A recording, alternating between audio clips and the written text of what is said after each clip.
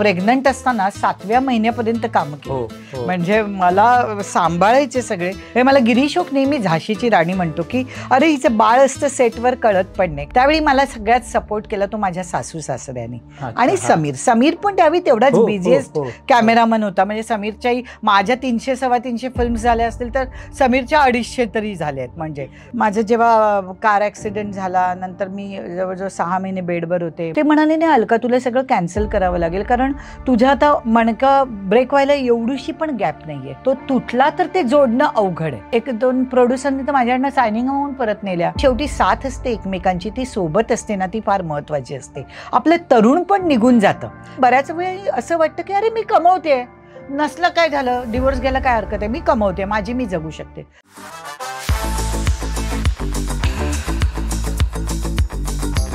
नमस्कार, मी दिलीप ठाकूर. इट्स मजा या लोकप्रिय डिजिटल चॅनलच्या #ठाकूर विचारणार या आमच्या गप्पांच्या कार्यक्रमामध्ये आज एक विशेष अशी पाहुणी आहे.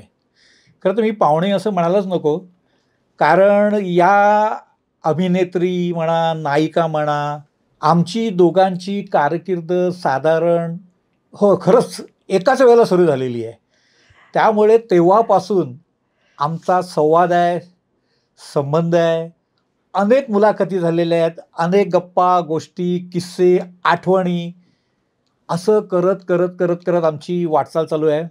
मी मीडियामध्ये वाटचाल चालू ठेवली आहे आणि तिने रुपेरी पडद्यावर, रंगभूमीवर आणि छोट्या पडद्यावर सुद्धा. तर अशी ही अलका आठले. नमस्कार दिलीप. मला आधी अलका आठले म्हटल्याचा खूप आनंद झालाय. कारण अलका कुबल नावाची ओळख एवढी माहेरच्या साडीमुळे झाली आहे, तर कोणीतरी आठले नाव म्हटलं की मला खूप बरं वाटतं. आडनाव घेतलं की नाही म्हणायलाच पाहिजे. आता बघ, आता तो समीर आठले होऊन 33 वर्ष झाली. हो बरोबर आहे ना. दादरला वनिता समाज मध्ये लग्न झालेलं. आता पहिलं असं एक माझा प्रश्न आहे. नुकतीच अहमदाबादला एअर क्रॅशची घटना घडली. संपूर्ण भारताला किंवा संपूर्ण जगाला ही हादरवणारी गोष्ट आहे. खरंय. तुझी एक मुलगी डॉक्टर आणि एक मुलगी वैमानिक आहे. एक पालक म्हणून, एक आई म्हणून ज्यावेळेला अशा प्रकारची घटना घडते त्याला असं कुठेतरी असं अस्वस्थ व्हायला होत असेल ना. नाही, काल या घटनेने म्हणजे आत्ता जी काही घडली आहे त्याने अस्वस्थ व्हायला झालंच. म्हणजे कुठलाही इन्सिडेंट, आता आपण युद्ध बघतो, काय बघतो, तरी असं काही झालं, ॲक्सिडेंट बघतो, बस उलट्या झाल्या, देवदर्शनाला चालले आणि बस उलट्या होतात, असं बऱ्याच वेळा होतं. तर त्यावेळी पण असं मनाला लागतं कुठेतरी. काल तर म्हणजे आत्ता झालेला इन्सिडेंट तर अगदीच असा होता की जवळजवळ 242 जणांचे मृत्यू, त्यात एवढा क्रू गेला, 2 पायलट गेले. माझी मुलगी पायलट आहे, पण मी एवढं स्वार्थीपणाने हे म्हणणार नाही. मला असं वाटतं इथे लिहिलेलं असतं ते कुठे चुकत नाही. तिची जबाबदारीची ड्युटी आहे म्हणून तर त्यांना एवढे तास त्यांना लागतं की तुमचं तेवढं हे व्हायला पाहिजे, की फ्लाईंग व्हायला हवं. तुमच्या त्या एक्झाम्स, त्यांच्या 6-6 महिन्यांनी सिम चेक असतात, एक्झाम्स असतात, सगळ्या गोष्टींमध्ये त्यांचं अपडेट होणं फार गरजेचं असतं. मध्ये मध्ये क्लासेस असतात. आता ती इंडिगोत आहे, आधी ती गो एअरला होती, गो एअर बंद झाली, नंतर ती 1 वर्ष एअर इंडियाला होती, आता ती इंडिगोला आहे. माझा जावई पण इंडिगोलाच पायलट आहे. आमच्या घरात 2-2 आहेत. कालच्या एका पायलट हा त्याच्या मित्राचा मित्र होता. तो काल एवढा डिस्टर्ब झाला होता माझा जावई. माझी मुलगी नेमकी दिल्लीला सिम चेकसाठी आणि फ्लाईंगसाठी गेली होती, पण मी फोनवर बोलले, ते बघून मम्मी खूप डिस्टर्ब व्हायला होतं ते सगळं. तर खरंच आहे, कोणालाही वाटतं आणि त्यांच्या ओळखीतलेच असतात कोणी ना कोणी, क्रू ओळखीचे असतात, भले वेगवेगळ्या एअरलाईन्सला असतात पण एअरपोर्टवर एकत्र चालत असतात कितींदा, काय काय ओळखी असतात त्यात. किंवा आपल्या राज्यातले पण बरेच लोक होते आणि सगळ्याच जगभरातले लोक होते. तर खूप वाईट झालं. पण मला असं वाटतं की कुठलंही काम, मग आपल्या क्षेत्रात असू दे, आपल्या क्षेत्रामध्ये एकदा माहिती आहे नाटकाची बस हे झाली, त्यावेळी जयराम हर्डीकर, शांता जोग, बऱ्याच जणांचं त्यावेळी निधन झालं होतं. तर त्यामुळे असं वाटतं की जे व्हायचे असेल ते चुकत नाही. आपण आपल्या घरात आलो तेव्हाच आपण सुरक्षित असं म्हणायचो, पण घरी आलो आणि अटॅक आला तरी काय करणार?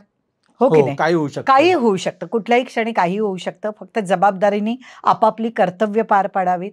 जोपर्यंत आपण जगतोय तोपर्यंत माणसं जोडावीत, कोणाला दुखवू नये, एवढंच मला वाटतं. जे आहे ते आयुष्य छान आनंदात जगावं, कोणाला दुखवू नये, हे खूप महत्त्वाचं आहे.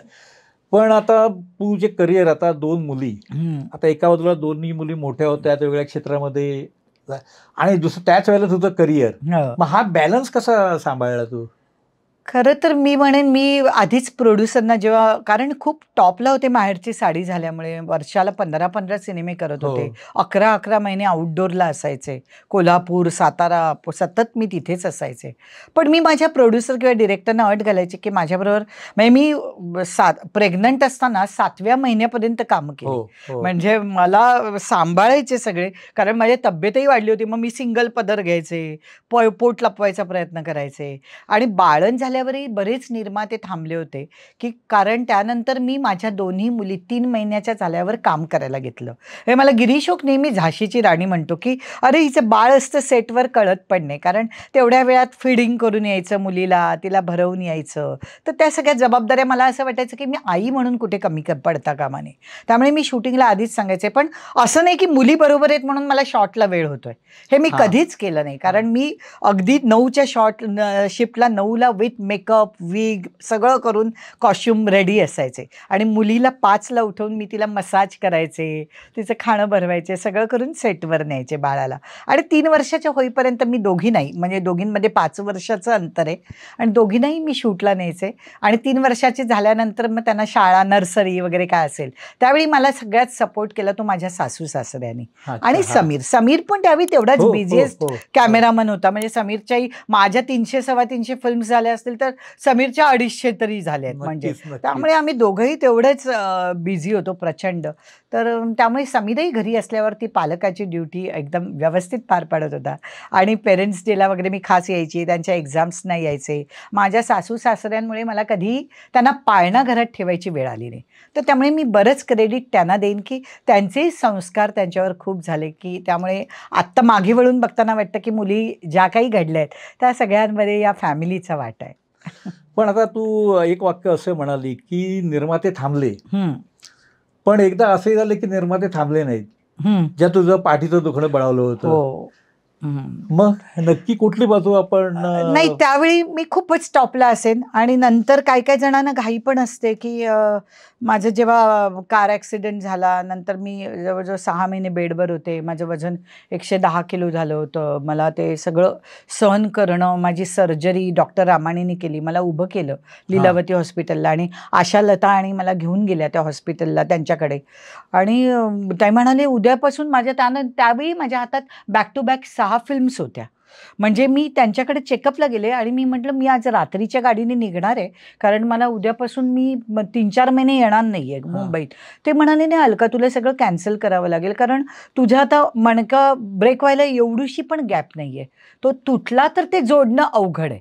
तर त्यामुळे उद्याच्या उद्या सर्जरी करावी लागेल. आणि लीलावतीमध्ये माझी सर्जरी झाली आणि मी सगळ्या शूट कॅन्सल केल्या. पण मला वाटलं काही काही जण थांबतील वगैरे, पण बऱ्याच जणांना घाई असते, काही काही जणांना रागही आला अरे अचानक काय शूटिंग कॅन्सल केलं. आमचं शूट करायचं आणि मग ऑपरेशन करायचं ना, त्यांना त्याचं गांभीर्य माहीत नव्हतं. तर असाही अनुभव आला. 1-2 प्रोड्युसरनी तर माझ्याकडनं सायनिंग होऊन परत नेल्या की आता ही लगेच उभी राहू शकणार नाही. इंडस्ट्रीभर झालं. म्हणजे कुलदीप पवार एका कार्यक्रमाला गेले होते. ते म्हणाले कदाचित त्यांना माहिती पण नव्हतं, आमचं बोलणंही नव्हतं झालं आणि ते एका ठिकाणी म्हणाले आता अलका कुबलची रंजना देशमुख झाली. अरे हो, मला तिकडून माझ्या त्या एका मानलेल्या भावाचा फोन आला की अलका मी एवढं गांभीर्याने घेतलं नाही, मी तुला बघायलाही आलो नाही, मला वाटलं ऑपरेशन झालं पण हे एवढं झालं. मी म्हटलं नाही मी आता बरी आहे पण मी बेडवर झोपू नये सध्या 2 महिने. म्हणजे मला उठवायला माझी एक मैत्रीण तिने माझं खूप केलं, मोहिनी पटेल, मोना म्हणतो आम्ही तिला, तिने माझी खूप सेवा केली त्या 2 महिन्यात म्हणजे 6 महिन्यात. पण माझं वजन प्रचंड वाढलं कारण व्यायाम नाही. मला उठायला त्रास होत होता, बसायला, खाली बसता, अजूनही मला खाली बसता येत नाही जमिनीवर.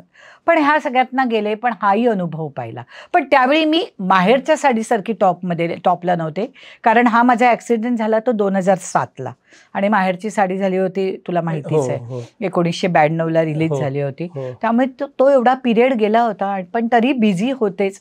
त्यामुळे मी 6-7 महिने नंतर काम नाही केलं आणि मग बारीक व्हायला तर मला खूप वेळ गेला कारण मला जिम करता येत नव्हती. फक्त चालणं हे माझ्या हातात होतं आणि डाएट, तोंडावर कंट्रोल. मग मी हळूहळू वजन कमी करत आणलं आता माझं. पण या कटू अनुभवातून तुझ्या वागण्यात, विचारात अजिबात नाही. मला असं वाटतं इंडस्ट्री तशीच असते. चांगलं असेल त्याच्या मागे असते. मी तर माझ्याबद्दल तुला पण माहिती असेल दिलीप, तू माझ्याच बरोबर आपण दोघं, मला वाटतं तुझी पहिली पत्रकार परिषद असेल का मला माहिती नाही, लेख चाललेली सासरला पुण्याला, आणि त्यावेळी मी पण पहिली नवीन हिरोईन होते नुकती. मी सविता प्रभुणे, लक्षा, आमची सगळ्यांची पहिली रिलीज झालेली फिल्म. आणि त्यावेळी मला असं वाटतं की माझ्याबद्दल तर खूप टीका यायची, कारण मी टिपिकल रोल करत होते, रडूबाईचे रोल करत होते, की अलकाच्या रडण्यावर माझ्यावर मीम्स येतात अजूनही खूप, पण मी ते स्पोर्टिंगली घेते. म्हणजे मला असं वाटतं की कुठेतरी माझं नाव आहे म्हणून वापरलं जातं. म्हणजे माझं नावच नसतं तर माझं मीम्स मध्ये नाव तरी कशाला घेतलं असतं. म्हणजे आत्ताची लहान मुलं आपल्याला ओळखतात, हे माझ्यासाठी खूप मोठी गोष्ट आहे. मी 40 वर्ष झाली नायिका होऊन, वयाच्या 17व्या वर्षी वगैरे मी नायिका झाले. आता मी 60ला आले या वर्षी, आणि चाइल्ड आर्टिस्ट म्हणून नटसम्राट, संध्याछाया. तर मला वाटत नाही, मी ते व्यवसाय म्हणून पत्करलं. आणि मी म्हटलं जेव्हा मला कंटाळा येईल तेव्हा मी नाही म्हणेन, पण ज्या भूमिका स्वीकारल्यात त्याला जस्टिफाय करायचं. मला रडण्यासाठी घेतलंय ना, मग मी माझ्या प्रेक्षकांना हमखास रडवणार, एवढी मी व्यावसायिक होते. मला निर्मात्याची, डिरेक्टरची मागणी होती, अलका पाहिजे, अलकाचा छळ झाला पाहिजे, अलका मेली पाहिजे. मी सगळं आनंदाने करायचे. शेवटी मी आता तिरडीवर पण झोपणं एन्जॉय करायचे. तर अशा खूप गमती होत्या. आणि पोस्टरवर पण अलका पाहिजे. येस, ते खरंच आहे. आठवत असेल अनुराधा सिनेमा जेव्हा आला कुमार सोनीचा, तर तुला खास अशी फ्रेम दिली गेली होती. हो. पण हे खरं माहेरच्या साडीचंच यश होतं की त्यांनी मला नाव मिळालं, मी घराघरात पोचले, महिलांच्या हृदयात पोचले म्हणेन मी, की कारण हे नाव मिळणं फार कठीण गोष्ट आहे. म्हणजे तेही तुला आपण पुढे बोलूच गप्पांमध्ये, पण खरंच हा योगायोग होता. पण मला एक सांगतो, तू 2 मुली तुझ्या आता व्यवस्थित मार्गी लागल्या, पण आज आपण आहे ना आपल्या क्षेत्रात तर झालं, म्हणजे मनोरंजन क्षेत्राचं झालं, पण समाजामध्ये ना असा एक ट्रेंड दिसतोय, म्हणजे एकाच एक ट्रेंड दिसतोय. एक म्हणजे लग्न करायचं नाही, लग्न केलं तर मूल नको. ह्याबद्दल काय म्हणशील? नाही, माझ्या लग्न संस्थेवर माझा विश्वास आहे, आणि माझ्या मुलींवर पण तेच संस्कार आहेत. कदाचित त्या माझ्या ह्याच्यात वाढले आहेत म्हणून असेल, की मोठीचं आता झालंच आहे लग्न, तिच्या लग्नाला 3 वर्ष झाली. मला तर वाटतं योग्य वयात म्हणजे लग्न व्हावं. पूर्वीसारखं अगदी 16-17व्या वर्षी व्हायचं तसं नाही, पण आता करिअर झाल्यावर, सेटल झाल्यावर लग्न व्हावं. लग्न झाल्यावर एक समाज शेवटी आपल्याला जगायचं असतं असं वाटतं, की माझे विचार आहेत ते, मी प्रत्येकाला काही कंपल्शन नाही करत. आणि माझ्या मुलींनाही तेच वाटतं की योग्य वयात लग्न व्हावीत, चांगले असं मुलंही योग्य वयात व्हावी. म्हणजे मी मोठ्या मुलीलाही आता सांगते, आता तू 30ला आली आहेस, चान्स घेतला पाहिजे, कारण मुलं मोठी होतात आणि तुमची वयही वाढतात. या दृष्टीने सगळं ते माझ्या आहे. आता दुसऱ्या मुलीलाही वाटतं की 1-2 वर्षात तिचंही लग्न करेन. ती आता MD ॲनेस्थेशिया करते DY पाटील नेरुळला. तर त्यामुळे दोन्ही मुलींवर ते आहे की कोणी म्हणत नाही की आम्हाला लग्न करायचं नाही, या विचाराच्या कोणीच नाही आहेत. तर मला वाटतं ते योग्य आहे, कारण शेवटी साथ असते एकमेकांची, ती सोबत असते ना, ती फार महत्वाची असते. आपलं तरुण पण निघून जातं, हे आपल्याला 40-50 पर्यंत जाणवत नाही एवढं कामात, आणि पण जेव्हा शेवटी एकटे राहतो ना, तेव्हा जाणवायला लागतं आपल्याला कोणीतरी सोबत असावी, आणि ती फार महत्वाची असते आयुष्यातली सोबत.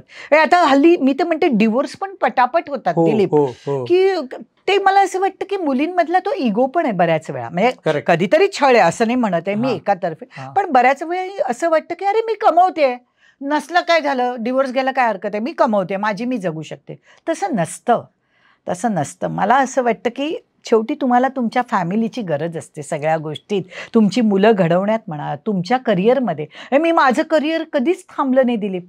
माझ्या प्रेग्नन्सीत नाही, माझ्या डिलिव्हरीत नाही, मी लग्न झाल्यावर नाही, लग्न झाल्यावरही 15 वर्ष मी टॉपला होते. तर ते थांबलं नाही, कारण माझ्या या फॅमिलीमुळे. म्हणजे माझे सासू सासरे नसते, माझे मिस्टर समीर आटले माझ्या पाठीशी नसते, तर मी करिअर करू शकले नसते. आणि आता माझ्या मुली तेवढाच सपोर्ट करतात. त्यामुळे मला असं वाटतं मी बिंदास जाते कुठेही शूटिंगला, 1 महिना असू दे, 2 महिने असू दे, तू काम कर, तू घरची काळजी करू नको. हे जे शब्द आहेत ना, हे आपल्याला खूप काही देऊन जातात. पण या पिढीला मग तू काय सांगशील, जी आज साधारण एक 17 ते 27-30ची जी पिढी आहे ना, मी आता माझं मत सांगितलं. शेवटी हे बघ, प्रत्येकाची मत आहेत. बरीच पिढी आपण बघतो की काम हे आपलं फक्त करिअर मानतात, तर नुसतं काम हे करिअर आहे, पण त्याच्याबरोबर तुम्हाला सुख मिळणं, तुम्हाला समाधान असणं हे खूप गरजेचं आहे एक माणूस म्हणून. ते तुमच्या आयुष्यात नसेल तर तुम्ही किती काम करून आलात आणि घरी आलात तर घरी एकटे असाल तर ते एकटे पण खातं आपल्याला. तर तुम्हाला थोडी ती ॲडजस्टमेंटची सवय पण हवी. कधीतरी आपलं चुकतं. मला म्हणायचं आपण प्रत्येक वेळी जेव्हा दुसऱ्याकडे बोट दाखवतो त्यावेळी हा विचार करायला पाहिजे, मी परफेक्शनिस्ट आहे का? माझंही चुकतं ना. माझं आणि माझ्या सासूचं त्यामुळे आई मुलीचं नातं होतं. मी प्रत्येक वेळी विचार करायचं, नाही नाही मी चुकते. जेव्हा मीही चुकते हा विचार करते तेव्हा ते खूप छान जुळलं जातं.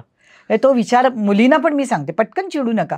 तुझी सासू तुझ्यासाठी काय करते हे महत्त्वाचं आहे. तुझ्यावर किती प्रेम करते हे महत्त्वाचं आहे. आणि तिच्यामुळे तू बिंदास बाहेर जातेस घरातनं. ड्युटी आता मी म्हणेन आम्हाला शिफ्ट आहेत 12-12 तासाच्या होत्या आहेत अजूनही मी काम करते. पण पायलट्सनं तर त्या रात्री 2ला निघतात. ती कितींदा रात्री 2ला उठते, 3च्या फ्लाईटला जाते, पहाटे येते. असंच त्यांचं शेड्यूल आहे. म्हणजे आपल्या शूटिंगसारखं पण नाही. तर त्यामुळे या वेळा सांभाळणारं हे समजून घेणारी फॅमिली लागते. ती फॅमिली खूप महत्त्वाची आहे. आता तिचा नवराही पायलट आहे म्हणून चालून गेलं. जसं माझ्या क्षेत्रातलं समीर आहे, त्यामुळे ऍडजस्ट झालं. माहिती आहेत काय प्रॉब्लेम माहिती आहे अगदी. पण आता ना त्याच्या पुढे चाललंय सगळं की डिवोर्स पण सेलिब्रेशन केलं जातं. काय कल्पनाच करवत नाही. हो नाही, कल्पनाच करत नाही. वाईट वाटतं मला. म्हणजे असं वाटतं ठीक आहे, कधीतरी असं नाही म्हणत की मुलीचीच चुकी आहे. कधीतरी मुलांकडनं अन्याय केला होतो, फॅमिलीकडनं अन्याय होतो. कधीतरी त्यांना एकटं वाटतं, साथ मिळत नाही, ती सोबत मिळत नाही त्या जोडीदाराकडनं, त्यामुळे डिवोर्स होतात. पण कुठेतरी आता ना सहनशीलता संपली आहे असं वाटतं. म्हणजे सहनशक्ती तुमची, की आपण जसं चिडतो पटकन किंवा समोरचाही चिडतो, पण समोरचा काय चिडतो मला असं वाटतं आमच्याकडे पण होतं. आम्ही काय गुलू सगळे बोलत नाही, घरोघरी असतात मातीच्या चुली. माझे समीरचे वाद होतात. पण आता आम्ही एक ठरवलं, एक चिडला की एकाने गप्प बसायचं. मग समोरच्यालाही कळतं, मलाही कधी कधी कळतं मी चिडल्यावर. मग मी थोड्या वेळाने म्हणते, नाही सॉरी माझा हा मुद्दा चुकला होता, नाही हे बरोबर आहे. हा विचार करू लागलो ना ते डिवोर्स होणार नाहीत. असं वाटतं की आपण पटकन हा विचार करतो आणि असं वाटतं आपण कमवतोय, मी कशी एकटी जगू शकेन हा विचार आधी बाजूला केला पाहिजे. नुसतं कमवणं राहत नाही, तर ह्या गोष्टींची गरज आहे सगळ्या. बरं, ते हे एक वेगळं एकटेपण. आणि दुसरं एकटेपण असं पण आहे की आता एवढं सक्सेस असतं, एवढं सक्सेस तू पाहिले, पण कुठेतरी असं वाटतं की आपण या सगळ्या गर्दीमध्ये, चाहत्यांमध्ये कुठेतरी कधीतरी वाटतं आपण एकटे आहोत. दिलीप, हे तर कलाकार कुठेही एकटाच असतो. म्हणजे कधीतरी आपण कुठे गेलो ना, म्हणजे अशा ठिकाणी म्हणजे तिथे ऑकवर्ड होतो कधीतरी कुठल्या कार्यक्रमात, पण तरी आपण एकटे असतो. पण ते आपल्याला बेरिंग घ्यावं लागतं. पब्लिक येतं आपल्यामध्ये, म्हणजे एवढं मागे लागतं की आपण चेहरा दिसत असतो आपला. म्हणजे फोटो काढायला आता तर मोबाईलमुळे ओव्हर झालंय, सेल्फी वगैरे सगळं कंटाळा येतो त्या गोष्टीचा. पण तरी आपल्याला नाही म्हणता येत नाही, कारण तो आपल्यावर प्रेम करणारा प्रेक्षक आहे. कधी कधी एवढ्या गर्दीत आपण एखाद्या कार्यक्रमाला जातो आणि तिथे सगळी गर्दी असली तरी आपण एकटे असतो. म्हणजे आपण ते बेरिंग सोडून वाटेल तसं पटकन नाही जाऊ शकत. सगळ्याचं भान ठेवावं लागतं. नाही, आपल्याला 4 लोक ओळखतात, आपण वागताना विचार करावा लागतो. त्यात माझी जी इमेज आहे किंवा माझ्याकडे जे माझे प्रेक्षक पाहतात, तर मी पण तो विचार करते वावरताना की मी 2 मुलींची आई आहे, मी एका घराची सून आहे, एकाची पत्नी आहे. तर वागताना मला प्रत्येक वेळी भान, आमच्या ह्याच्यात पण होतात ना, आता पार्ट्या होतात, सगळं होतात. मी कदाचित त्या गोष्टीला स्पर्श केला नाही कधी किंवा मी पाहिलं नाही. घेणाऱ्यांबद्दलही मला काही आक्षेप नाही. मी त्यांच्यातही गप्पा मारत रमते. पण त्याला मला असं वाटतं एक लक्ष्मण रेषा असावी. म्हणजे व्यसनाच्या ओव्हर आहारी जाऊ नका, ज्याने तुमच्या कलेवर शेवटी ते मात करेल. या गोष्टीचं भान ठेवा. त्याचा परिणाम दुसऱ्या दिवशी तुम्ही कॅमेरासमोर दिसता, तुमच्यात तो फ्रेशनेस दिसत नाही, मग तुम्ही कधी वेळेवर येत नाही, मग हळूहळू ते पसरलं जातं. तर कुठलीही व्यसनं करताना एक लिमिट असावं की चला तुम्ही घेताना थोडंसं घ्या, तुम्हाला लागतं म्हणून, कंपनी म्हणून, पण त्याच्या आहारी जाऊ नका, एवढं मात्र वाटतं मला. तर हे सगळं तू तटस्थपणे पाहायला कधीपासून शिकली? खूपच लवकर मॅच्युरिटी आली. कदाचित मी ज्या घरातून वाढले, माझी आई शिक्षिका, वडील एक टाटा मिलमध्ये इलेक्ट्रिकल सुपरवायझर होते. खरंच मध्यमवर्गीय कुटुंबातून. त्यात वडील खूप लवकर गेले माझे 15व्या वर्षी, आणि आईने आम्हाला वाढवलं 4ही भावंडांना. त्यामुळे एक जबाबदारीची जाणीव होती. आईने आपल्याला काम करायला दिलं या इंडस्ट्रीत, कारण खूप आईला बरेच जण म्हणत होते कशाला या इंडस्ट्रीत टाकलं, मुलगी बिघडणार तुझी, एक तर या वयातली आहे 16-17 वर्षाची, ती बिघडणार, मग का करायला दिलं. पण आईचा धाक होता माझ्यावर, की तू कुठेही चुकलं तुझं पाऊल तर मी तुला काम करायला देणार नाही. त्यामुळे पहिल्यापासून वागताना एक मॅच्युरिटी होतीच आणि आईचं लक्ष असायचं. आधी आई असायची माझ्याबरोबर, 2-3 सिनेमे बरोबर आली होती. कारण सुट्ट्या घेणं तिला शक्य नव्हतं, ती शिक्षिका होती. पण माझी बहीण नंतर माझ्याबरोबर यायला लागली, जी 30 वर्ष माझ्याबरोबर होती. आता माझ्याबरोबर दुसरी हेअरड्रेसर असते, जी ती 8-9 वर्ष झाली ती माझ्याबरोबर आहे. तर असे सगळेजण बरोबर माझा परिवार असतो. माझे मेकअप दादा महादेव दळवी, तेही माझ्याबरोबर 30-32 वर्ष होते. आता माझा ड्रायव्हरही माझा 12-13 वर्ष हो. ड्रायव्हर आहे तो. आता दुसरे मेकअपमन आहेत. तर असंही हा आमचा परिवार असतो. म्हणजे घर सोडलं की हे सगळा माझा हा एक स्टाफ आहे. दुसरा हे आम्ही जसं जेवायला पण आम्ही व्हॅनिटीत चौघं एकत्र बसतो. म्हणजे त्यात माझा ड्रायव्हर असतो, मेकअपमन असतो, हेअर असं नाही आम्ही वेगवेगळे बसत. आम्ही चौघंही एकत्र जेवायला बसतो. असं ते फॅमिली होतो आम्ही तर खरं तर. ह्या एवढ्या वर्षात बदल काय पाहतेस तू आपल्या इंडस्ट्रीमध्ये? खूप व्यावसायिकपणा आलाय एवढं म्हणेन मी, की आम्ही त्यावेळी मला आठवतंय की एक तर व्हॅनिटी नसायच्या त्यावेळी. आम्हाला मेकअप रूम स्टुडिओमध्ये असायच्या. नाहीतर आम्ही बाहेर हॉटेलवरनं तयार होऊन यायचो आणि मग शूटिंगच्या इथे चेअर हो. घातलेल्या असायच्या. चेंज करायची वेळ आली तर आम्ही कुठेतरी टेम्पोमध्ये हो. किंवा कोणाचं घर जवळ असेल तर तिथे साड्या बदलायला वगैरे हो. जायचो. तर त्यामुळे आत्ता सगळं मिळतं, खरं सुख आहे आत्ता. AC फ्लोअर असतात, व्हॅनिटी असतात. पण आता काय झालंय, शॉर्ट झाले की बरेच ॲक्टर व्हॅनिटीत जाऊन बसतात. म्हणजे ती जवळीक तेवढी साधता येत नाही. आमच्या जुन्यामध्ये जी मैत्री अजूनपर्यंत आहे, अश्विनी म्हणा की वर्षा, निवेदिता, हां. प्रिया, किशोरी, आम्ही सगळ्याच जणी हां. अजूनही ते बॉन्डिंग आहे. जसं हिरोजमध्ये पण हां. अशोक मामा म्हणा, विजू मामा होते, लक्षा, आमचे रमेशजी, असे खूप जण, अशोक शिंदे वगैरे. आमच्यात ही अजूनही मैत्री तशीच टिकून आहे. त्याला कारण की आम्ही सेटवर एकसारखे शॉट झाला तरी तिथे असायचो हो. किंवा दुसऱ्या ॲक्टरचे चालले तर आम्ही त्याला क्लू द्यायचो डायलॉगचा. हां. ते आम्हाला सवय लागली होती. अरे नाही, आणि आम्ही पण मागायचो, प्लीज द्याल का? कारण एक्सप्रेशन तसं येतं. त्यांनी रिॲक्शन काय दिलेत त्याच्यावर आपल्याला रिॲक्शन द्यायचे आहेत. तर त्यामुळे ह्याचा फायदा व्हायचा नक्कीच. आणि ते बॉन्डिंग एवढं व्हायचं की पॅकअपच्या दिवशी आमच्या डोळ्यात पाणी यायचं, हो. की आम्ही हां. निघतोय आज हां. 30-40 दिवस एकत्र राहिलेले लोक. तर असं हे खूप होतं वातावरण. आता नाहीये. आता जो तो खूप प्रोफेशनल झालाय. एखादा सलग सिनेमा असला ना, हां. आत्ताही 30 दिवस, तर हां. तशीच मैत्री होते जशी आमची धुरळाला झाली. हां. धुरळाला खूप आम्ही मजा केली. म्हणजे त्यात सई होती, सोनाली होती, हो. अंकुश होता, सिद्धू होता, हो. खूप जण होते. म्हणजे प्रसाद ओक होता, मी होते. पण आम्ही मजा केली त्या सिनेमाला. हां. तर असं कधीतरी 30 दिवस सलग शूट झालं आणि सगळ्या ॲक्टरने आपापले बुरखे बाजूला ठेवून एकत्र मस्त झालं अगदी न्यूट्रल मनाने. तर अजूनही मजा करता येते. पण तू सिनेमे खूप केले. हो. पण कधी असं झालं की सिनेमा तुला ऑफर झाला, हं, चर्चा झाली, सगळं हं, ठरलं हं. आणि नंतर तुला कळलं की अरे मीच नाही सिनेमात? असं फार कमी झालं. तुला आठवतोय एखादा सिनेमा? नाही, मी तुला म्हणत विचार तसं कमी झालं. मला साईन करायला यायचं ते ठरलेलं असायचं आणि 4-4, 5-5 महिने आधी तारखा घेतलेल्या असायच्या. हिंदीच्या प्रयत्नाला मी फार गेले नाही. म्हणजे हां, फक्त ते मला संजय लीला भन्सालीनी बोलावलं होतं बाजीराव मस्तानीमध्ये तो रोल करायला जो ह्यानी केला, तन्वी तन्वी आझमीने. आझमीने. हां. पण मला त्यांनी 20 दिवस मला त्यांच्या ऑफिसमधनं सतत कॉल येत होते. मी आउटडोअरला होते. मग मी त्यांना मुंबईत येण्याची तारीख कळवली. तरी त्या दिवशी, आदल्या दिवशी, कल आप आ रहे हो ना, कल आप आ रहे हो ना, असं करून त्यांच्या ऑफिसमधनं मला कॉल येत होते. मी गेले त्यांना भेटायला जूला आणि त्यावेळी त्यांनी मला पाहिल्याबरोबर जेव्हा पर्सनली पाहिलं तेव्हा त्यांना वाटलं की नहीं अलका, तुम सूट नहीं हो इस रोल के लिए. तुम्हारा चेहरा बहुत ही सोबर है. म्हणजे माझ्या सोज्वळ चेहऱ्याचं मला कधी-कधी तो नुकसान झालं. नुकसानही झालं ते. कारण थोडंसं ती कॅरेक्टर अशी हवी होती. मी म्हटलं नाही मैं कर लूंगी ना, पण ते म्हणाले नाही बाद में कभी करेंगे. ते मला एवढं वाईट वाटलं की एका चांगल्या डिरेक्टरची फिल्म मला करता आली नाही. पण तरी सुद्धा तो हिंदीमध्ये 2-3 फिल्म केल्या. हां, त्या फारशा मोठ्या नव्हत्या. नया जहर नावाचं नया एक आहे. जहर केला, अजून एक कुठला धार तरी. ती धार असं हो, जिथे हो, जीत हो. उपेंद्र बरोबर एक पण सिनेमा ते केला. काय झाले, ते असे काही मोठे नव्हते. तेही ओळखीतले ग्रुप होते अच्छा. खरं तर. म्हणून हां. मी करायला हो हां. म्हटलं. हां. नाहीतर काय कळत होतं की ह्या काय मोठ्या A ग्रेडच्या वगैरे फिल्म नाहीत. त्या B हां. ग्रेडच्याच फिल्म होत्या. हां. म्हणजे 2-3 केल्या त्या. पण मला समाधान, रोल आवडला. पण मला माहिती होतं हे काय रिलीज काय अगदी असं ग्रेट होणार नाहीये. हां. पण एक ओळखीचं युनिट असतं ना, जसं एक हां. ललित म्हणून होता दादा कोंडकेंबरोबर चीफ हां. असिस्टंट. हां. त्यांनी एक फिल्म केली होती. मी त्या फिल्मचं नाव विसरले.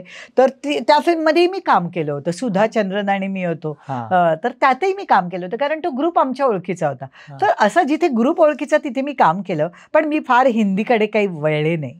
पण रमले त्यावेळेला नाही. तुला आठवतंय ना, की त्यावेळेला तुम्ही बऱ्याच जणी हिंदीमध्ये आपण गेलं पाहिजे असा ट्रेंड आला होता.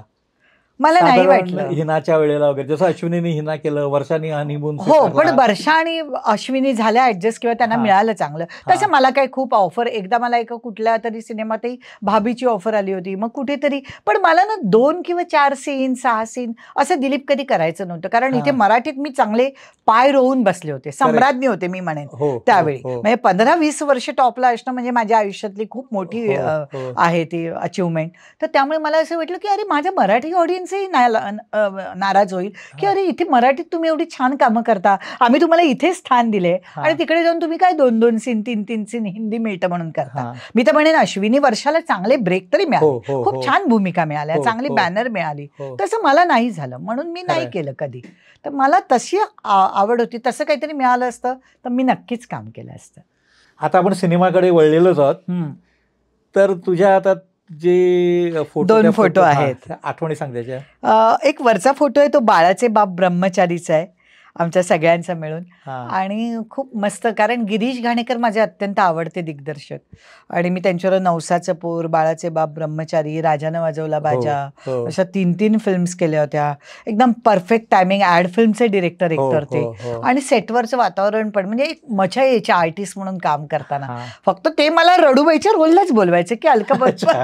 पण बाळाचे बाप ब्रह्मचारी मधली कॅरेक्टर म्हणजे खूपच छान होती की अजूनही पाहिलं की मला लोक म्हणतात मस्त कॅरेक्टर होती. लिहून पण त्यावेळी रिव्ह्यूजना खूप छान आलं होतं. किंवा मी नवसाचं पोर केलं, त्यातली कॅरेक्टर छान होती. तर बाळाचे बाप ब्रह्मचारीमध्ये अशोक मामा, लक्षा सगळे होते, निवेदिता, किशोरी. पण माझा ट्रॅक आमच्या तिघांचा जास्त होता. आणि ते बाळ कधी माझ्याकडे राहिलंच नाही. मर्फी, हो ना, रडायचं, खूप रडायचं. एकतर त्याला तसं ते गुंगी देतात ते लोक, एक मुस्लिम बाळ होतं ते, आणि त्याला गुंगी द्यायचे आणि ते झोपलेलं असायचं. पण माझ्याकडे ते आलं की खूप रडायचं. मला माहित नाही कधी म्हणजे असं का झालं. माझं लग्नही नव्हतं झालं त्यावेळी बाळाचे बापला. आणि अशोक मामाकडे वगैरे ते छान राहायचं खरं तर. सुशांत होता त्याच्यात. आणि मला आठवते म्हणजे ते गाणी गाताना मग त्या बाळाचे शॉट गिरीजीने शेवटी वेगळे घेतले, त्याचे पाळण्यातले गाण्याचे वगैरे. पण खूप छान कॅरेक्टर होते आणि सगळी भट्टी त्यात. व्ही शांताराम म्हणजे किरण शांताराम प्रोडक्शन. त्यामुळे फिल्म छान रिलीज झाली होती, छान बिझनेस केला होता. आताही त्या फिल्मला तेवढीच TRP मिळते. आणि अशोक लक्षाचे रोल्स तर काय बघायलाच नको, आणि खूप पॉझिटिव्ह आणि स्ट्रॉंग रोल होता. तुझी फोटोची आठवण छान आहे, पण त्या फोटोमध्ये अजून एक महत्वाची व्यक्ती आहे, ती म्हणजे चित्रपती व्ही शांताराम. येस, सर्वात महत्वाची व्यक्ती ज्यांनी आपलं एक वेगळं नाव केलं आहे. आणि म्हणजे दोहा के बारात माझी आवडती फिल्म आहे त्यांची. म्हणजे मी पाहते ते, अजूनही पाहिले तरी ब्लॅक अँड व्हाईट असू दे तरी त्यांच्या फिल्म्स म्हणजे मी अत्यंत फॅन आहे त्यांची. आणि योग होता की त्यांच्या प्रोडक्शनमध्ये आम्ही राजकमलमध्ये शूटिंग करत होतो आणि मी त्यांच्या बाजूला उभी आहे. हे फार मोठी गोष्ट आहे की अशा या एवढ्या चित्रपती व्ही शांताराम यांच्या बाजूला मी उभी आहे. खूप मोठी आठवण आहे त्यासाठी माझ्यासाठी. मला असं वाटतं दिलीप, हा फोटो तू मला शेअर कर. आहे माझ्याकडे फोटोचे, चांगले. नक्कीच. आणि हा दुसरा फोटो सांगेन की नाट्य परिषदेने बऱ्याच पिढीच्या नायिकांना पुरस्कार दिले होते. त्यातली मी त्यावेळेची शेवटची नायिका होते, म्हणजे त्या पिढीतली. हा फोटो माझ्या आठवणीप्रमाणे एक 20 वर्ष 20 सहज. आणि हे त्या चव्हाण सेंटरला कार्यक्रम झाला, चव्हाण यशवंतराव चव्हाण सेंटरला कार्यक्रम झाला होता. आणि आम्ही सगळ्या नायिका होतो. म्हणजे मी सीमाताईंबरोबर तर पहिली फिल्म केली होती पोरींची धमाल बापाची कमाल, पण रिलीज झालेली पहिली फिल्म लेक चालली सासरला.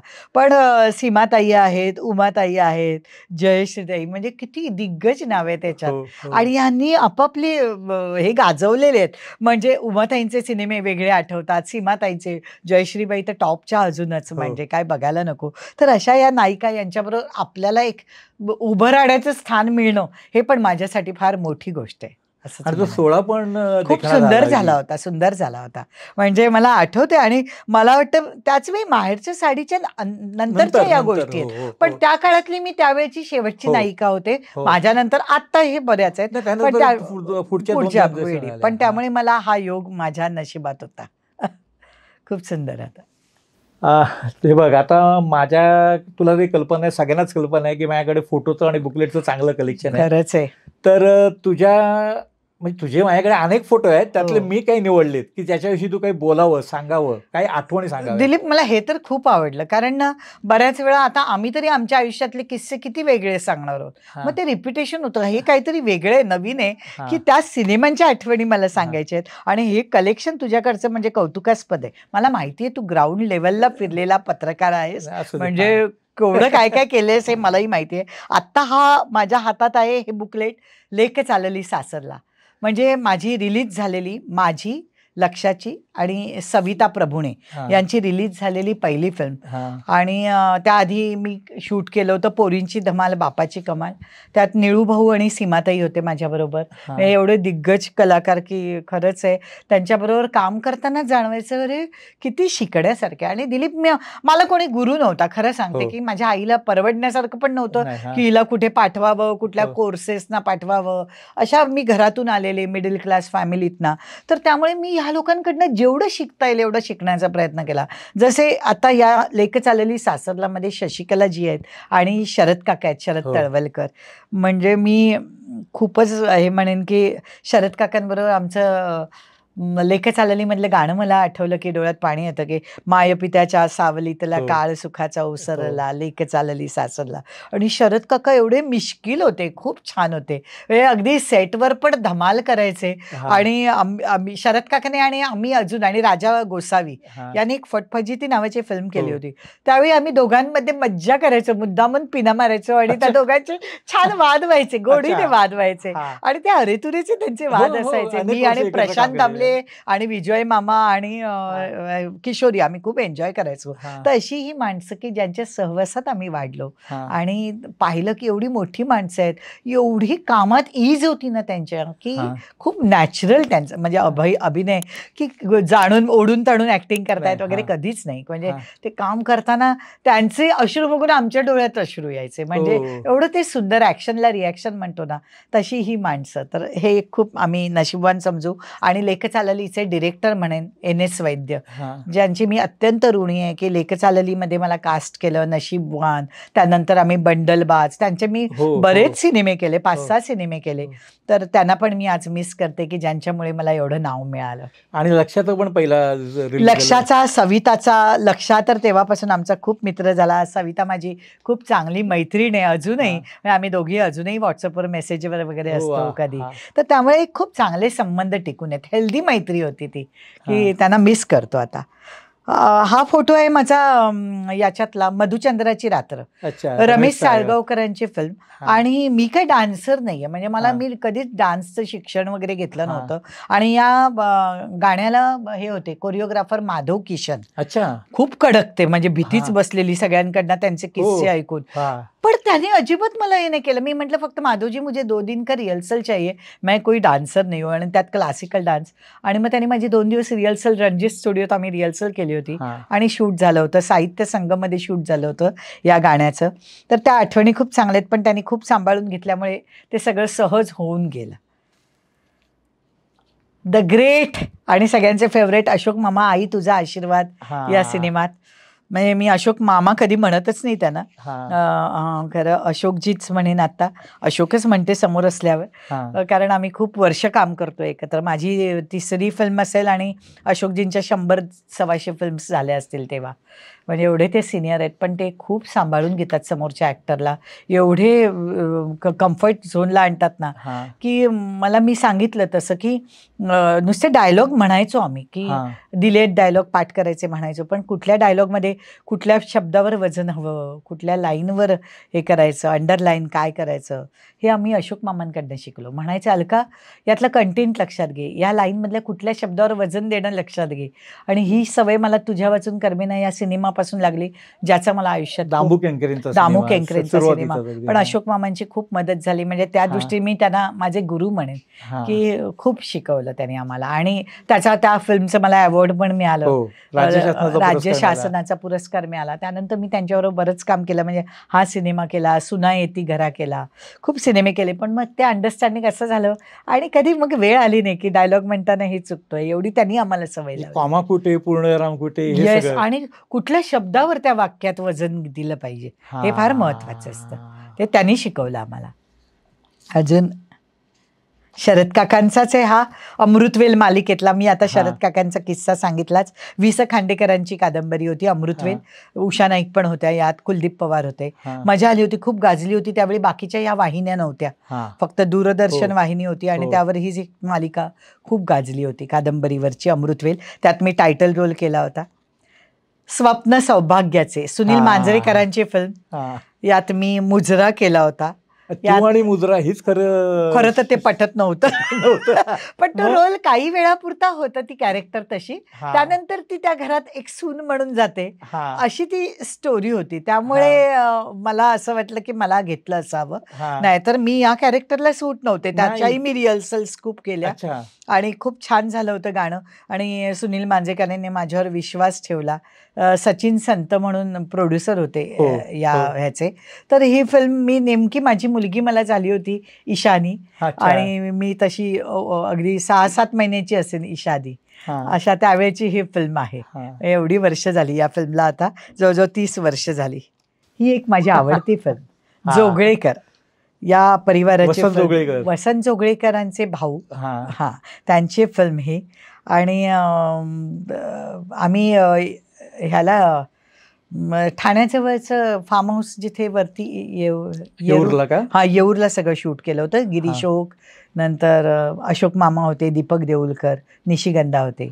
खूप छान कॅरेक्टर होते. पुनर्जन्म माझा निशिगंधा वाढ होत्या, पण निशीनंतर आम्ही खूप मजा केली. आणि या फिल्मच्या मुहूर्ताला विजयदादा पाटील, मोहिते पाटील होते, आणि बाळ जोगळेकर वगैरे सगळेजण. बाळकाका या फिल्मचे डिरेक्टर आणि DOP होते. किशोर जोगळेकर, त्यांचा नातू अमेय जोगळेकर, याच्याबरोबर आता मी समीर बऱ्याच वेळा ऍड फिल्म्स करत असतो. हो ना, त्या 3ऱ्या पिढी बरोबर. पण त्यामुळे ह्या आठवणी खूप छान होत्या आणि ही फिल्मही खूप आवडली होती. हे बाळकाका याच्यात आहेत, मला वाटतं सुमती जोगळेकर आहे, म्हणजे एवढ्या दिग्गज माणसं या फोटोत आहेत. तर अशा या फिल्म्स करण्याचा योग आला आणि या मंडळींबरोबर काम करण्याचा. हे फिल्म आहे संजय नार्वेकर बरोबर आमचं स्वतःचं होम प्रोडक्शन, अग्निपरीक्षा. त्यात माझा डबल रोल होता आणि मी त्याची बहीण दाखवली. संजयने अप्रतिम काम केलं होतं आणि आम्ही आमच्या प्रोडक्शनमध्ये लेडी ओरिएंटेड 3 फिल्म्स केल्या. त्यात ही फिल्म होती, कारण त्या फिल्म्स चालत होत्या त्यावेळी, चांगला बिझनेस होत होता, जत्रांमध्येही खूप चालत होत्या. आणि बऱ्यापैकी अग्निपरीक्षा आम्ही बिझनेस केला, चॅनललाही चांगले राईट्स मिळाले, अशा त्या चाललेल्या फिल्म्स. पण डबल रोल तुझ्या बाबतीत फार कमी आला ना? कमी ह्याच्यात आला, मी याद केला आणि अजून एका फिल्ममध्ये मला आठवत नाहीये, पण अग्निपरीक्षामध्ये शेवटी होता 10-15 मिनिटं, पण असा केला. आणि ही अजून एक फिल्म म्हणेन, सुगंधा. माझ्याबरोबर आहेत अगदीच ग्रेट मधुकर तोरडमल, की ज्यांच्यामुळे मला, मी म्हणेन की डिक्शन, ॲक्सेंट कसा असावा, मला नेहमी म्हणायचे की अलका तू हे वाच, तू ते वाच. त्यांच्याबरोबर गप्पा मारताना खूप आनंद व्हायचा सेटवर. मी त्यांच्याबरोबर आधी एक मालिका पण केली होती आणि रणांगण नावाची फिल्म केली आहे, सुगंध नावाची फिल्म केली आहे. यात माझे आवडते डिरेक्टर श्रीनिवास बणगे आणि रायटर हे या फिल्मचे डिरेक्टर होते. त्यांच्याबरोबर पण मी ही फिल्म केली. धरलं तर चावतंय नावाची फिल्म केली. तर या फिल्मला पण मामांची एवढी मदत, मामा म्हणायचे त्यांना सगळे तोरडमल, तर मामा पण सांगायचे अलका तुझं डिक्शन, ॲक्सेंट सुधारतेस, तू करतेस मेहनत, याचं मला खूप कौतुक वाटतं. आणि तू हे वाच, हे इंग्लिश फिल्म बघ, तू ते बघ, ते पुस्तक वाच, असं त्यांचं वाचन खूप होतं. तर त्याचाही मला खूप आयुष्यात उपयोग झाला. तर अशी मंडळी होते. इथे आहे हेच, हा त्याचाच आहे, वाट पाहते पुनवेची, अशोक मामा, गिरीश ओक. तो प्रसंग काय आहे, सीन काय आहे तो? मला तेव्हा कळतं की हा नवरा थोडा बुजलेला आहे, घाबरणार आहे, कारण अशोक मामाचं विलन होते ते त्यात, आणि त्यांचा छळ वगैरे ते करत असतात. पण मी कसा, मग आम्हाला दोघांना मारलं जातं की घराण्याला वारसदार नको वगैरे, असं ते कॅरेक्टर होतं. पण गिरीश ओक पण माझा खूप अत्यंत चांगला मित्र आहे. गिरीश बरोबर पण मी बऱ्याच फिल्म्स केल्या, सिरियल केल्या. आमच्या सिरियलला पण स्वतःच्या गिरीश हिरो होता. गिरीश अगदी मजा येते गिरीश बरोबर पण गप्पा मारताना, सगळ्या अशा एकंदर. आणि अशोक मामा आहेतच याच्यात. तर असा हा सीन की लग्नात मला कळतं की माझा नवरा हा असा आहे की थोडा तो घाबरलेला, कॉन्फिडन्स नसलेला नवरा वगैरे, मग ती त्याला त्यातनं बाहेर आणायचा प्रयत्न करते वगैरे, अशी ती फिल्म होती. आणि आमच्या दोघांचा मग मर्डर केला जातो आणि मग पुनर्जन्म घेऊन निशिगंधा वाड आणि मग नंतर दीपक देऊळकर, ती जोडी होती या सिनेमा. म्हणजे तू अशोक सर अशोकची बरीच रूपं पाहिली, बरीच रूपं, आणि मी बरंच काम केलंय आणि त्यांच्याबरोबर. व्हिलन म्हणून अशोक सराफ हे खूप मस्तच, खूपच छान. म्हणजे काय विलन काय कुठल्याही नाही, इमोशनल पण चांगले काम, खूपच छान, वर्सटाईल अभिनेता, वर्सटाईल अभिनेता. म्हणजे त्यांनी किती वेगवेगळ्या, आई तुझ्या आशीर्वाद मध्ये ते माझे सासरे होते, बऱ्याच ह्याच्यात ते माझे नवरा होते, कधी भाऊ, म्हणजे कधी काय काय अशा आम्ही वेगवेगळ्या भूमिका बऱ्याच केल्यात. आणि ही एक वेगळी फिल्म सतीश रणदिवेंची रिक्षावाली. यात लक्ष आहे आमचा आवडता खरंच. आणि म्हणजे मजा आली होती या फिल्मच्या वेळी. कोल्हापूरला गेली ना? ही कोल्हापूरला केली. सतीश रणदिवेंच्या बऱ्याच शूट कोल्हापूरलाच व्हायच्या. फक्त तूच माझी सुहासिनीचं आम्ही मुंबईत चाळीचं केलं होतं. पण या फिल्मला पण मजा आली. म्हणजे मला रिक्षावालीचा किस्सा आठवतोय की आम्ही शूट करत असताना मला एकदा भर ट्रॅफिकमध्ये रिक्षा चालवायची होती कोल्हापूरला, आणि मला वाटलं मी चांगली चालवत होते रिक्षा, कारण मला ड्रायव्हिंग वगैरे चांगलं येत होतं, आणि रिक्षाला काय जरा स्कूटीचं वगैरे ते जजमेंट. पण पब्लिक एवढं शूटिंग बघायला कॅमेरे लागल्यावर उभं राहिलं, आणि त्यातल्या एका माणसाला धक्का लागला. त्याला लांबून माहिती नव्हतं की एक या सिनेमाची हिरोईन रिक्षा चालवते किंवा मी आहे म्हणून. तो आला आणि त्याने पटकन मला धरलं. माझा शर्ट होता, त्यांनी मला चेहराही पाहिला नव्हता, मला खेचल्याबरोबर अरे तुम्ही का करून त्यांनी मला सोडलं. म्हणजे तो मला पटकन मारायला गेला, धक्का लागला म्हणून. तर असं त्या गर्दीत झालं, आणि खूप मजेशीर मजा आली होती. या सिनेमात मी फाईट्स केले आहेत. हो, आमचे अकबर फाईट्स न्यूज आहे. येस न्यूज होते त्यावेळी, आणि खूप त्यावेळी अशा पद्धतीचे सिनेमे बरेच केले. पण माझे चाललेले सिनेमे सगळे हे रडारडीचे, त्यामुळे हे सिनेमे पण दुर्लक्षित राहिले ते सिनेमे. पण तू पण व्हरायटी दिली. मी प्रयत्न केला प्रत्येक वेळी, प्रवाहाविरुद्ध पोहण्याचा प्रयत्न केला. पण रिक्षावालीला बऱ्यापैकी यश मिळालं होतं. शुभ बोलणाऱ्याला पण, जी सतीश रणदिवेंच्या फिल्म्स केल्या, बऱ्यापैकी यश मिळालं. आणि मी सतीश रणदिवेंचे आभार मानेन की त्यांनी मला वेगळ्या भूमिका दिल्या, माझ्यावर विश्वास ठेवला. हे फार महत्वाचं. सोशिक नायिका ठेवलं असं नाही. हो, कारण शुभ बोलणाऱ्यात मी लक्षाची कॉमेडी नायिका होते, विनोदी अशी फटकळ नायिका. लक्षाचं टायमिंगचं खूपच छान. म्हणजे तो पटकन काय कॅमेरा समोर बोलेल एवढं आपल्याला तयारीत राहायला लागायचं, पण एवढा गोड होता ना. म्हणजे त्यानंतर मी त्याच्यावर कमाल माझ्या बायकोची फिल्म केली, खूप फिल्म्स केल्या लक्षाबरोबर. पण एकदम मस्त ग्रेट माणूस, आणि अगदी तो हिरोईन्स बघून म्हणायचा आज कुठली हिरोईन आहे आज सेटवर, मग मला या वेळेत जायला हवं. ती कुठली हिरोईन आहे, त्यामुळे त्याला वेळांचं माहिती असायचं की या हिरोईनला थोडं तयार व्हायला वेळ लागतो. पण अलका म्हटलं की तो 9ला म्हणजे 9ला हजर आहे, अरे अलका आज जायला पाहिजे सेटवर लवकर. हे एवढं असायचं की लक्षाचं. आणि त्याच्याकडनं खाण्याचे, आमची रुही एवढे खाण्याचे सुंदर डबे पाठवायची. आम्ही पण मासे खाऊ, लक्षाकडनं पण एवढे मासे यायचे घरून, आणि सगळे लक्षाच्या डब्याजवळ बसलेले असायचे. हो, त्यामुळे लक्षा म्हणजे आपला कधी काही दिसलं तरी काळजीने तो फोन करणार. काही झालं की एवढं आपुलकीने. म्हणजे एकदा मला आठवते फिल्म सिटीहून मी येत होते, आणि माझी गाडी काहीतरी झालं आणि बंद पडली. त्याचा ड्रायव्हर होता फ्रान्सिस, तुला माहिती असेल, तो बरीच वर्ष होता फ्रान्सिस. फ्रान्सिसने लक्षाला सांगितलं मॅडम की गाडी उधर खडी आहे, और मॅडम नाही आहे असं करून. आणि मग लक्षाने मला घरी जाऊन, कारण तेव्हा मोबाईल नव्हते, लँडलाईनवरनं मला कॉल केलं की अलका अगं तुझी गाडी का रस्त्यात उभी. म्हटलं अरे असं असं झालं. अगं मला काळजी वाटली काय झालं म्हणून त्याने फोन केला. पण जी ही आपुलकी होती ना, ती अजूनही आठवते. की जसं माझी मुलगी झाल्यावर त्यांनी मला, मी हॉटेलच्या किचनमध्ये खाणं बनवायला धावते म्हणून त्यांनी मला हॉट प्लेट दिली होती भेट. हो अगदी, अलका तू धावू नकोस आता, या हॉट प्लेटमध्ये तू कुठेही बनवू शकतेस सेटवर पण. तर हा खरंच आहे, म्हणजे हे अनुभव आहेत. ती हॉट प्लेट माझ्याकडे अजूनही आहे. म्हणजे आता सगळ्या मॉडर्न अजून काय काय आलंय, पण तरी मी ती लक्षाची हॉट प्लेट ठेवलेली आहे जवळ, आठवण म्हणून. असे खूप छान दिलीप, मला म्हणजे तू मला खरंच जुन्या त्या आठवणींच्या कप्प्यात घेऊन गेलास. हा ट्रेलर आहे फक्त खूप. हा माझा इंडस्ट्रीतला सगळ्यात आवडता माणूस अजून विजय चव्हाण, मोरूची मावशी, त्यावरच ही फिल्म होती बंडलबाज. आणि विजू मामा म्हणजे बाप रे, सेटवर असणं म्हणजे धमाल. मी माझ्या सिनेमातही विजू मामा होते, सगळ्या सिनेमात विजयजी. आणि मी लेखकाला सांगायचे मला माहित नाही ती कॅरेक्टर मला पहिल्यापासून शेवटपर्यंत पाहिजे, कारण मला त्यांना पॅकअप करून पाठवायचं नाही. एवढं ते असायचे, एवढं त्यांच्यावर मीच काय, मी आणि समीरच नाही तर अख्ख्या इंडस्ट्रीने त्यांच्यावर प्रेम केलं. म्हणजे ते खूप लवकर गेले.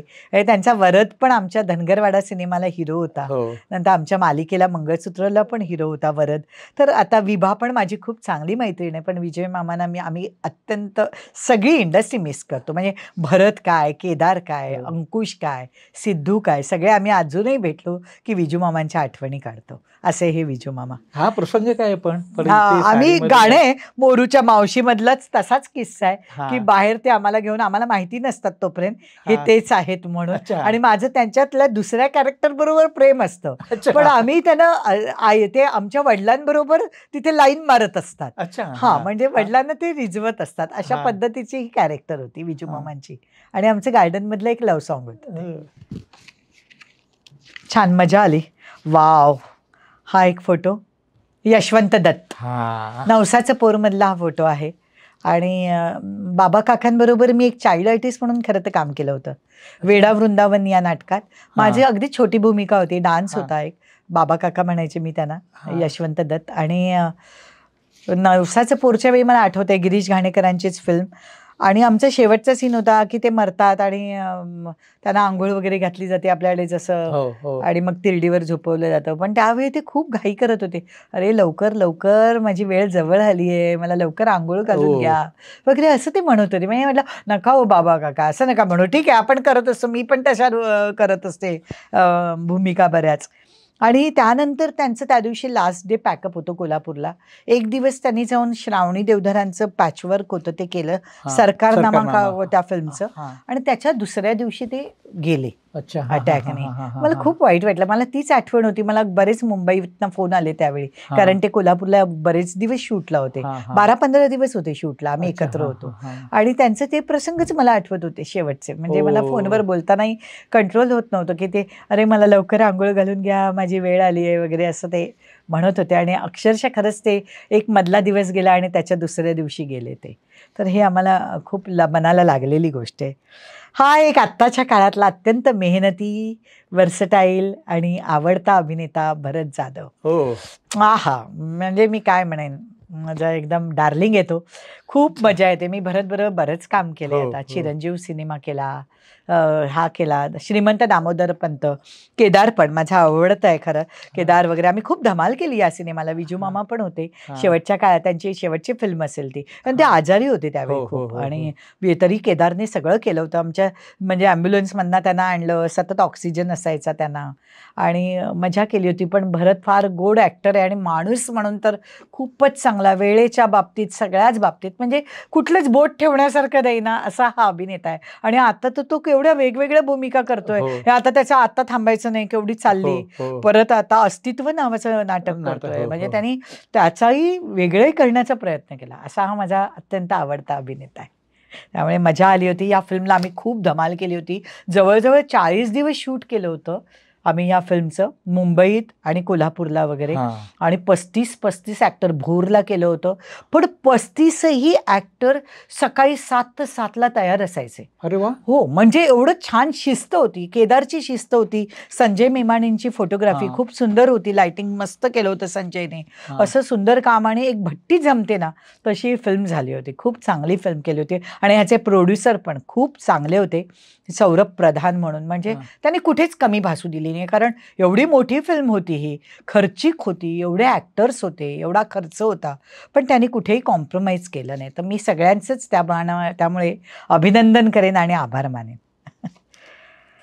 आता ही एक फिल्म आहे, आम्ही का तिसरे.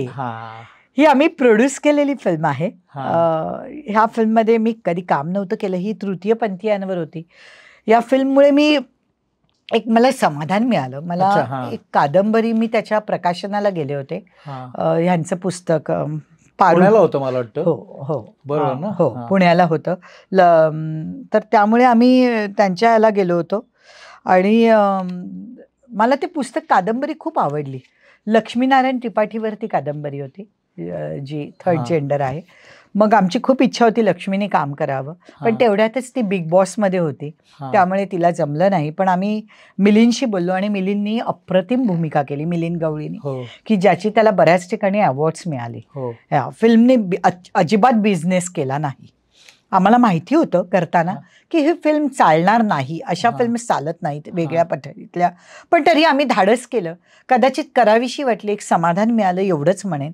रमेश मोरेने डिरेक्ट केली होती, समीर आटलेच सिनेमॅटोग्राफर होते, कारण आमचं होम प्रोडक्शनच होतं. मी आणि माझी बहीण शिल्पा मसूरकर हो. आम्ही दोघी प्रोड्युसर होतो. पण बरेच जण आहेत याच्यात, म्हणजे संदेश जाधव आहे, अतुल आगलावेने अप्रतिम काम केलं होतं, त्यालाही बऱ्याच ठिकाणी बक्षिसं मिळाली. अप्रतिम काम केलं होतं या मुलाने, तो आता बऱ्याच मालिकांमध्ये असतो.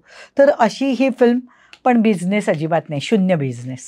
पण वेगळा सिनेमा केल्याचं समाधान. एक समाधान. तसं मी धनगरवाडा पण केली, धनगरवाडा निदान चॅनलला घेतली गेली, सगळं झालं, तेवढं तरी कमवलं. पण बऱ्याच वेळा बिझनेस म्हटलं तर नाही. म्हणजे कधी कधी मग वेगळ्या धाटणीच्या फिल्म करताना घाबरायला होतं, पण मनाची तयारी असावी लागते की कदाचित आपण याच्यात लॉसमध्ये जाऊ, इथेच तुम्ही सेट व्हावं लागतं, तर तुम्ही ते धाडस करा. नाहीतर कर्जबाजारी होऊन वगैरे अशा फिल्म्स करताना खरंच तो विचार करावा लागतो. मला वाटतं पण SL मी ला एक काय- शेड्यूल केलं होतं ना. हो हो, कारण आम्ही SL. सगळं ते बाजार लावला होता, कोर्ट केलं होतं. SL स्टुडिओ आणि तृतीयपंथी आमच्या सेटवर 50-50-100 जण असायचे. गौरी सावंत जी आता तिच्यावर ताली आलं होतं, तिने पण आम्हाला खूप मदत केली होती. म्हणजे असे सगळ्यांनी आम्हाला या आमिका तिसरेला खूप मदत केली की त्यांचे मी आभार मानल्याशिवाय राहू शकत नाही.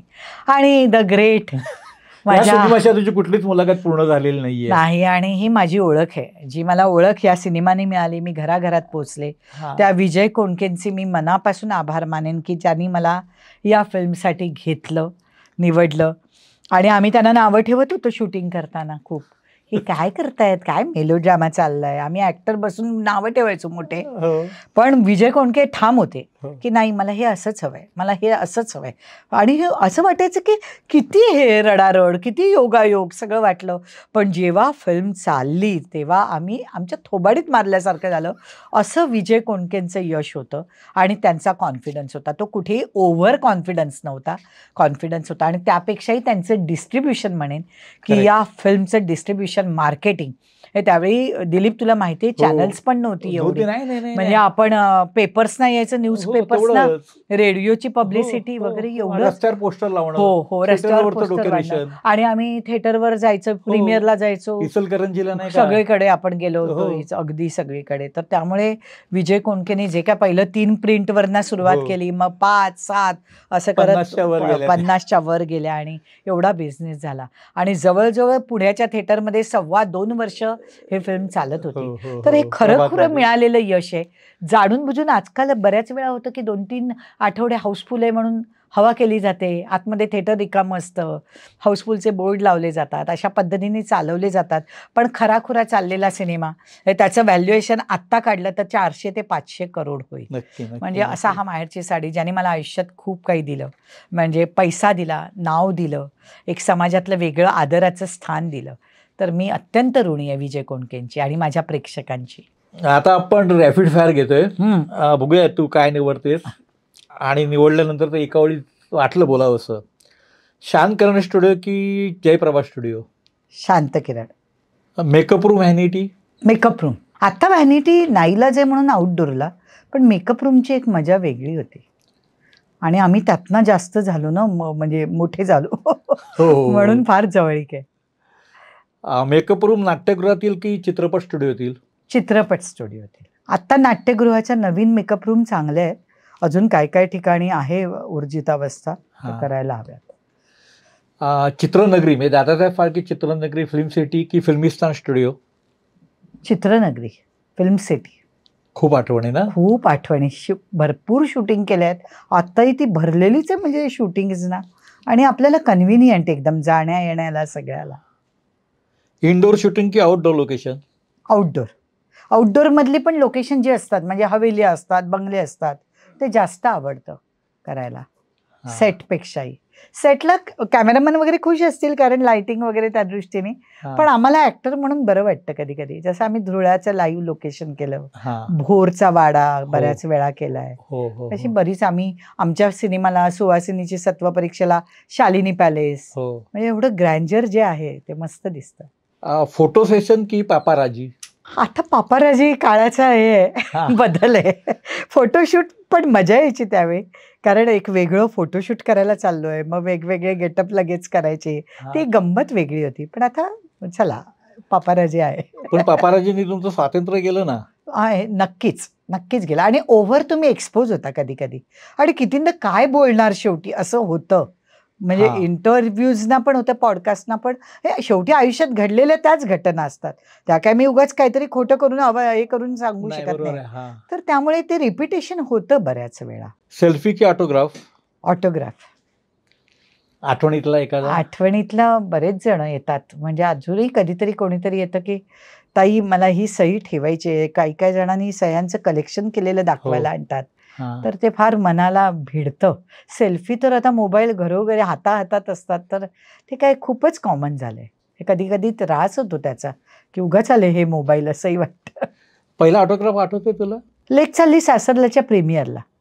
अच्छा, प्रभातमध्ये? हो, तेव्हाच पहिला दिला. तोपर्यंत ओळखतच नव्हते कोणी, हा. आणि तेव्हाही ओळखत नव्हते, पण हा. त्या सिनेमात बघून इंटरवलला जे बाहेर आले तेव्हा त्यांनी घेतलाय. वीकेंड ट्रिप की लॉंग लिव्ह?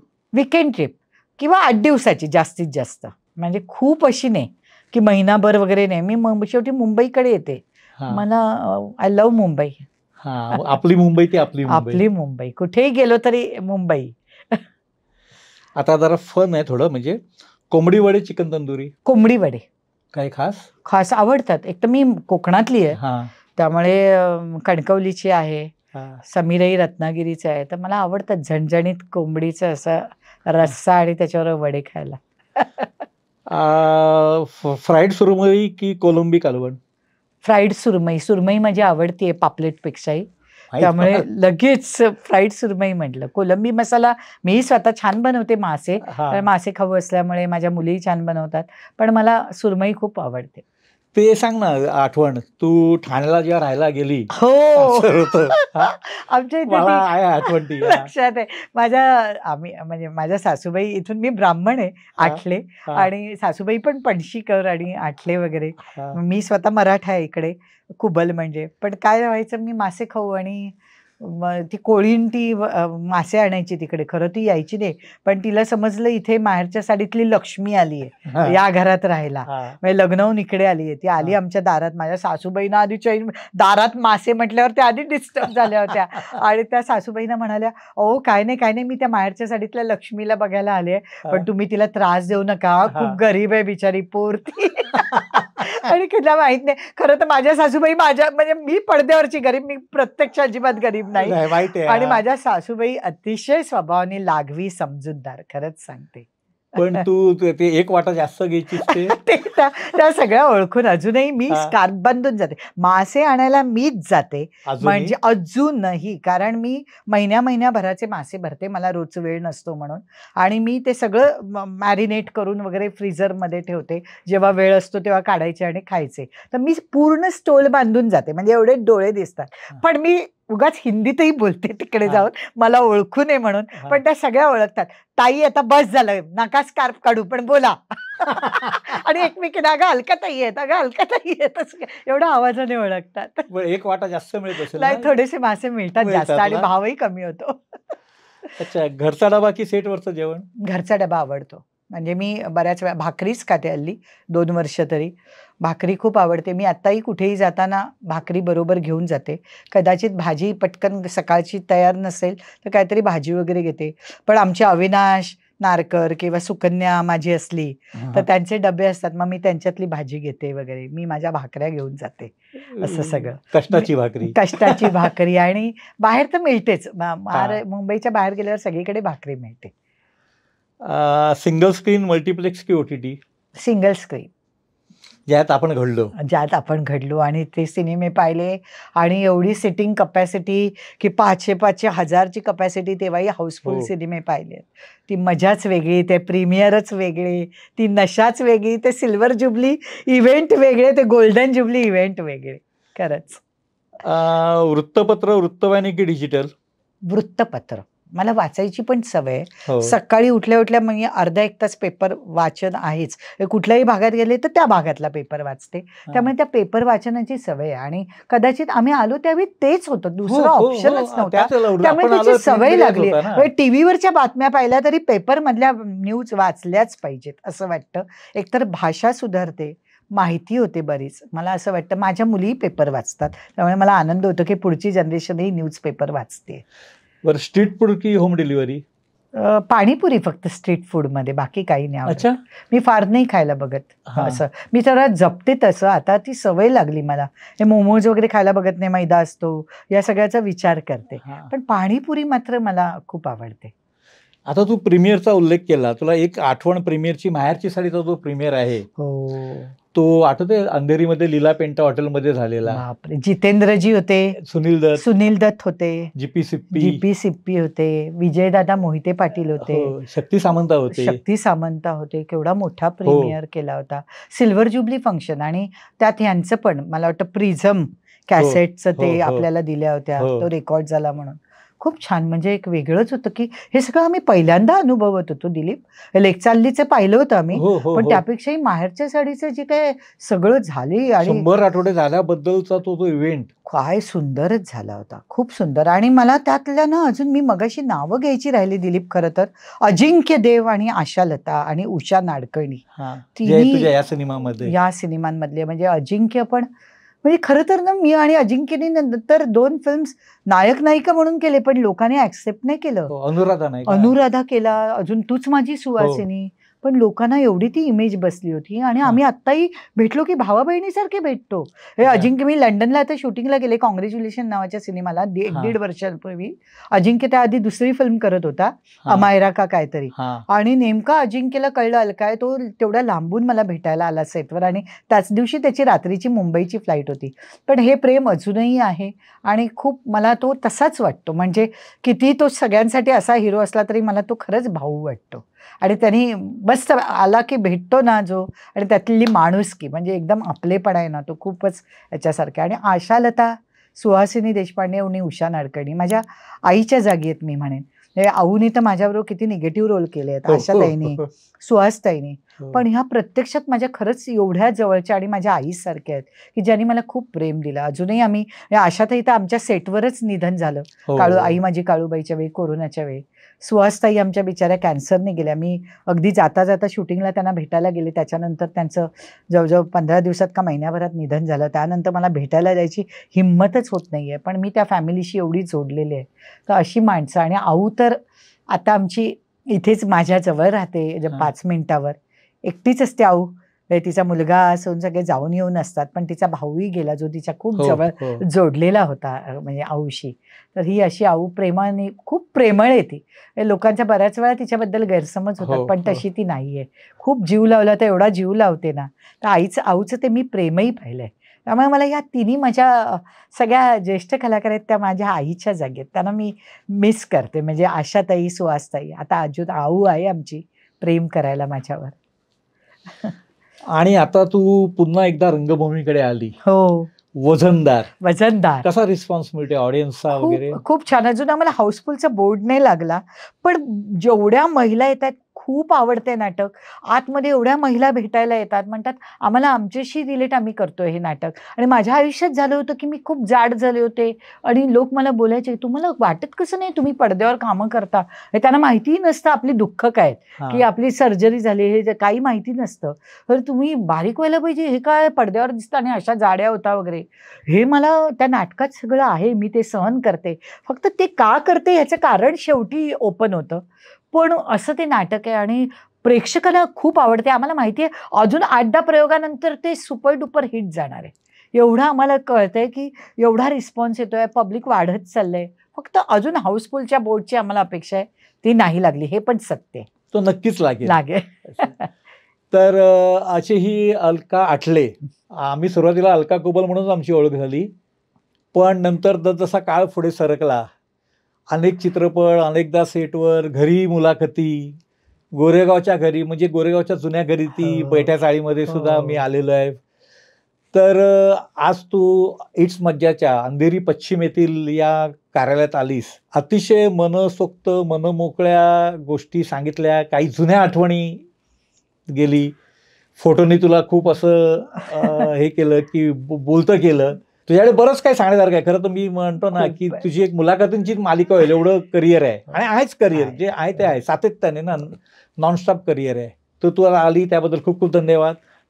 थँक्यू. मी दिलीप म्हणेन की तू मला एक वेगळं काहीतरी बोलायला लावलंस. म्हणजे नेहमी टिपिकल मुलाखती होतात, पण ह्या जो फोटोंचा साठा होता, तुझी बुकलेट होती, जे तू आयुष्यभरात सगळ्या कलाकारांचं, सगळ्या डिरेक्टरचं कमवलेलं आहेस, ही तुझी मेहनत आहे. मी पहिल्याच वेळी बोलले. मला तर आठवतंय आपली पहिली भेट किंवा फोनवर आपण जसं त्या प्रेस कॉन्फरन्सला गेलो तसं तू माझ्याबद्दल विनय लाडने सांगितलं म्हणून लिहिलं होतंस की अर्ध्या हळकुंडाने पिवळी झाली म्हणून ती फंक्शनला आली नाही. पण जेव्हा मी तुला माझी अडचण सांगितली तर तू माझी अडचण समजून गेली, कारण त्या दिवशी माझ्या आजीचं निधन झालं होतं आणि मला येता आलं नव्हतं. पण ती ओळख लक्षात राहिला, दिलीप ठाकूर कोणीतरी आहे. आणि मग नंतर आपली मैत्री जास्त झाली. आणि माझी वाटतं तुझी अशी सगळ्यांशीच तेवढीच मैत्री आहे, कारण तू सगळ्यांच्या अगदी मनातल्या कप्प्यातलं काढून घेतोस आणि सगळं आहे. नाही ते कसं फील्ड वर काम केल्यामुळे ना बारीक सारी संदर्भ माहिती तेवढंच तू फॅमिलीशी जोडलेला आहे सगळ्यांच्या. तर इट्स मज्जा या लोकप्रिय डिजिटल चॅनलच्या हॅशटॅग ठाकूर विचारणार या आमच्या गप्पांच्या कार्यामध्ये पुढची सेलिब्रिटी कोण असणार याबद्दल तुम्हाला नक्कीच उत्सुकता असेल. धन्यवाद. नमस्कार. मराठी चित्रपटसृष्टीमधील latest update, original web series, shows, गाणी आणि एंटरटेनमेंटसाठी आमच्या चॅनलला सबस्क्राईब करा आणि बेल आयकॉन दाबायला विसरू नका.